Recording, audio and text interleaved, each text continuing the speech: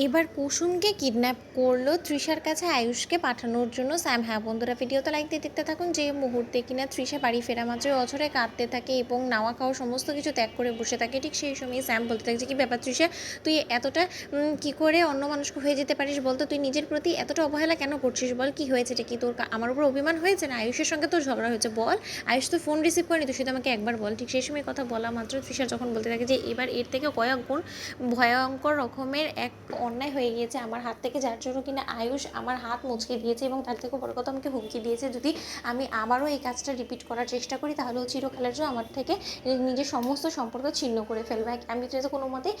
আমি এটা সহ্য করতে পারবো না যে আয়ুষ আমার কাছ থেকে দূরত্ব বজায় রাখবে, তার কারণ আমি আয়ুষকে খুব বেশি ভালোবাসি, ও আমার প্রাণ, আমি আমার প্রাণটা আগে কী করে আমার কাছ থেকে এতটা দূরে চলে যেতে দিতে পারি তুই বল না। ঠিক সেই সময় কথা বলা মাত্র স্যাম বলতে থাকে যে কেন, কী হয়েছে, তুই কী করেছিস এমন যে তোর হাত মুছড়ে দিয়েছে ওই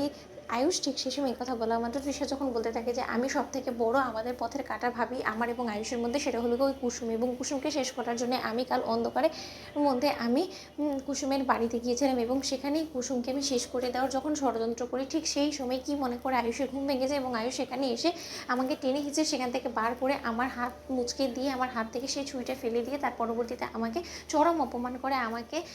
রীতিমতো এমন অপমান অপদস্থ করে যেটা আমি বলে তোকে বোঝাতে পারবো না। আমাকে এমনও হুমকি দিয়েছে যে এর পরবর্তীতে আমি যদি কুসুমের দিকে হাত বাড়ানোর চেষ্টা করি তাহলে হয়তো বা ও ভুলে যাবে যে আমি একজন মেয়ে এবং তার পরবর্তীতে আমার সঙ্গে যেটা হবে সেটার জন্য নাকি সম্পূর্ণরূপে আমি দায়ী থাকবো। ঠিক সেই সময় এই কথা বলা মাত্র স্যাম বলতে থাকে যে এই বার করে আয়ুষ্মান গাঙ্গুলি তুমি এমন কিছু করে দাও যার কারণে কিনা আমি বারবার করে তোমাকে ক্ষমা করতে গিয়েও ক্ষমা করতে পারি না, তুমি আবারও আমার বোনের সঙ্গে অন্যায় অপরাধটা করেছো, তার জন্য তো সম্পূর্ণরূপে তোমাকে শাস্তি পেতেই হবে। এবার দেখো যে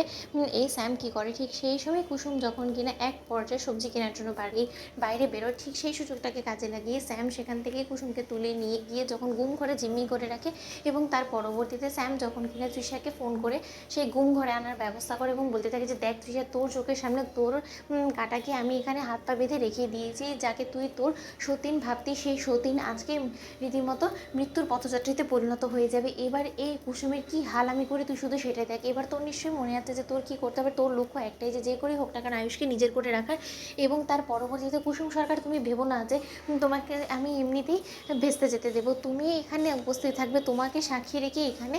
রীতিমতো তৃষা এবং আয়ুষের বিয়ে সম্পন্ন করব আমি, এবং তার পরবর্তীতে ঢাক ঢোল পিটিয়ে ওদেরকে গাঙ্গুলি হাউসে পাঠাবো এবং ওরা ছুটিয়ে ঘর সংসার করবো, অথচ আয়ুষ তোমার হদিশও পাবে না, তার কারণ আয়ুষ তোমার হদিশ পাওয়ার আগেই, তোমার নাগাল পাওয়ার আগেই অনেকটা দূরে তোমাকে পৃথিবী থেকে আমি পাঠিয়ে দেবো, যেখান থেকে কিনা স্বয়ং আয়ুষ্মান গাঙ্গুলি তোমাকে আর ফিরিয়ে আনতে পারবে না। ঠিক সেই সময় তৃষা হাসতে থাকে। তো বন্ধুরা লাইক এবং শেয়ার করে সাবস্ক্রাইব করতে ভুলো না।